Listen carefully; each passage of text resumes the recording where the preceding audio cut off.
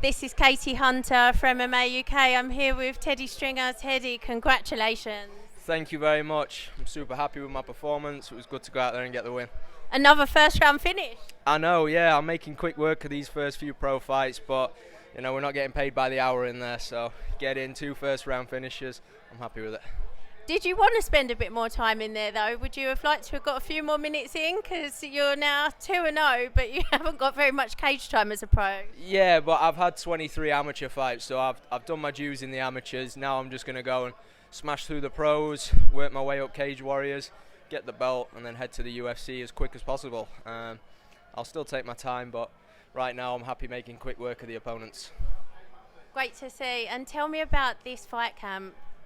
Yeah, it's been unreal. Obviously, I'm part of the MMA Fight Academy, wherever it is on this T-shirt. Here it is, representing. We train out in California. We've got the best prospects in the world training with us, so it's hard not to get better on those mats. And obviously, Jake, Mark, Chris, the coaches, unreal coaching, great rounds. Yeah, you can see in my performances how much I'm benefiting from being out there with some of the best. You do seem like you're growing massively between each fight. Yeah, 100%. That's how it's got to be. I'm never going to be UFC world champion if I stay at this skill level. So every fight I need to get better and better and climb the ranks. And there must be a lot of skills that you're not showing us because your time in the cage has been so short recently. Yeah, I was thinking about having a little bit more time on the feet in this fight, but he was Brazilian. He looked like he wanted just to throw hooks at me on the feet, so I thought, fuck that. Let's get back to my old ways, double leg him, land some nice elbows, get out of there. There's great timing on that takedown as well. As always. And the ground and pound, is that like moves that you've been waiting to throw those elbows? Yeah, 23 fights without elbows, so I didn't get to land any in my first pro fight, so now I'm catching up and landed about 7 elbows on his head, and the ref had seen enough.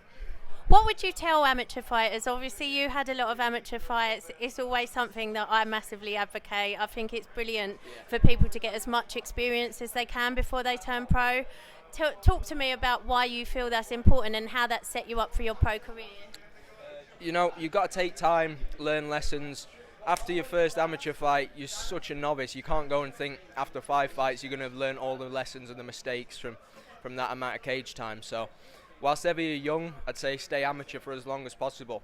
Look at the average age of UFC champions. They're all touching 30. So yeah, we've got a long time to stay amateur. We can hold off going pro. So that's my number 1 bit of advice.